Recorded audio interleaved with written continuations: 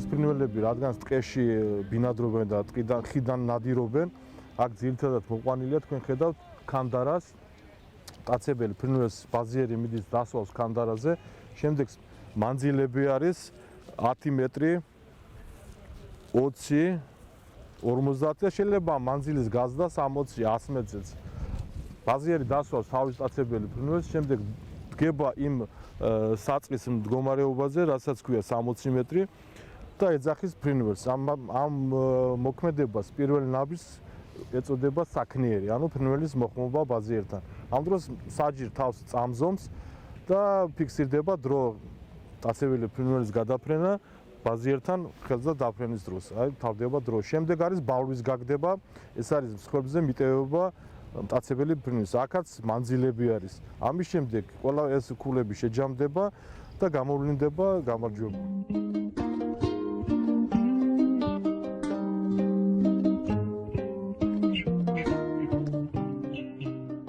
2005 წელში არაბეთში ესე იყო შეკრება იყო მსოფლიო ბაზიერთან და იქ აღიარეს იუნესკომ როგორც სპორტის სახეობად, მაგრამ უპირველეს ყოვლისას აღიარეს არამატერიალური კულტურული მემკვიდრეობით სტატუსი მიანიჭეს და აგრეთვე ის როგორც სპორტი, ხელოვნება და კულტურად.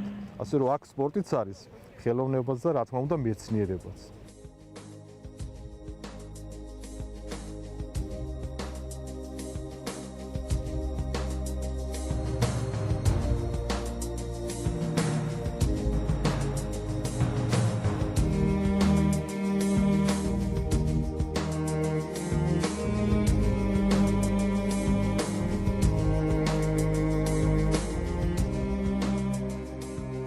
თურქეთიდან ვართ ჩამოსულები, არტვინიდან, ამხანაგებმა რიზეს რაიონის ბაზარიდან არიან. ადრე ბათუმში მოვდიოდით პასტაიანად. ამ წელში თქვენს რომ ჩოხატაურში არის, იმიტომ აქ ჩამოვედეთ რა.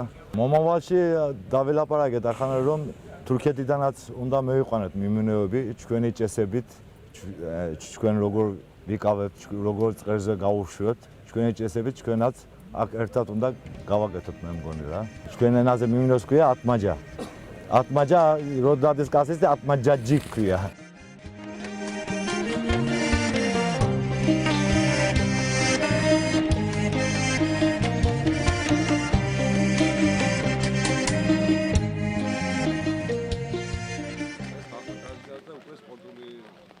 ხასიათი მიიღო ჩვენთან ჩოხატაურში 100 ოჯახზე მეტი არის ამ საქმით დაკავებული, მათ შორის ქალბატონები, ბავშვები და ეს ტრადიცია ჩვენ ვცდილობთ რომ ეს ტრადიცია შენარჩუნებული იქნას. 5 წლის წინ აჩუქეს აქ ესეთი ფრინველი და ძალიან შემიყვარდა. ტრადიცია ცირდება მაშინ, როდესაც არ აქვს ამას გამოყენებითი და სწავლის პროცესი და ახლა პირიქით იზრდება, იმიტომ რომ როდესაც ხედავს რომ ვიღაცას ყავს და შესაძლებლობაც არის, არ არის ახლა მაგალითად ისეთი ძნელი შესანახი და რაღაცა ადამიანს უჩნდება სურვილი ძაღლები ყავთ სახლში და ეს უფრო ადვილი შესანახია.